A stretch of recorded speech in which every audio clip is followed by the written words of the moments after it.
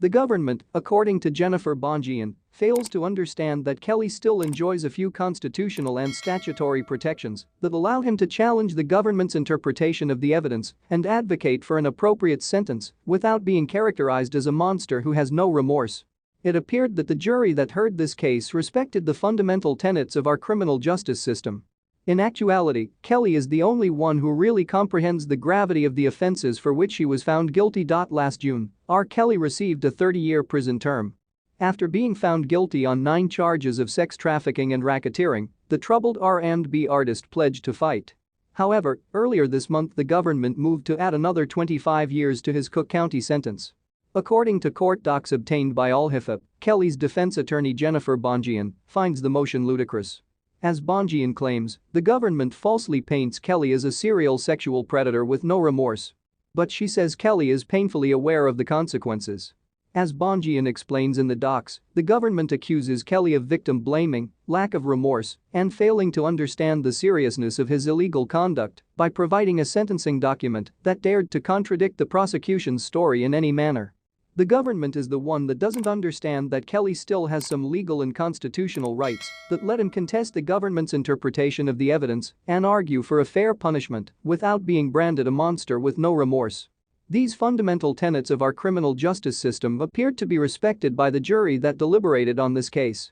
In actuality, Kelly is the only one who really comprehends the gravity of the offenses for which he was found guilty.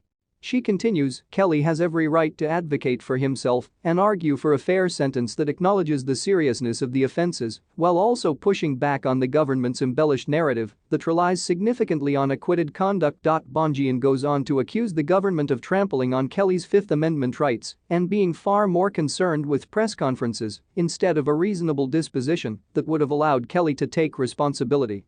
Bonjean also says the government claims Kelly used fear to induce prohibited sexual activity, which she denies. Kelly did not use threats or force to induce Jane, Pauline and Nia into the prohibited sexual conduct, nor did he cause them to fear bodily harm or any type of harm to induce the prohibited sexual conduct. Bonjean continues. Simply put, the tactics that the government claims Kelly used were very different. The government claims Kelly groomed the minors, he showered them with affection, he bought them presents, he promised them various things, and wowed them with his superstar power. None of these facts let Kelly off the hook for his conduct, which is why he stands convicted of 3 counts of inducement, but the government cannot now claim he also used fear of bodily harm with the victims when the victims made no such claims. The government advanced no such theory even in the alternative, and the record suggests that the jury rejected any notion that the sexual abuse was committed through acts of coercion. Bonjean concludes, the government insists on exaggerating Kelly's misdeeds, sounding more like a teaser for the next installation of Surviving R. Kelly than lawyers.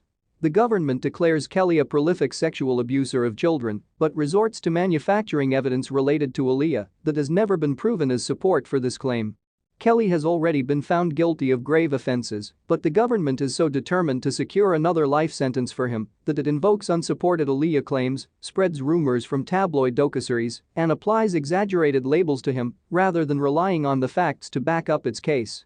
According to Bonjean, no upward variance is justified, and a sentence at the lower end of the guidelines range is justified for a variety of reasons.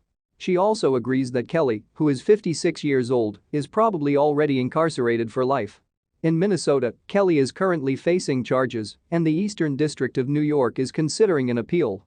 She also acknowledges Kelly is likely already in prison for life, considering he's 56 years old.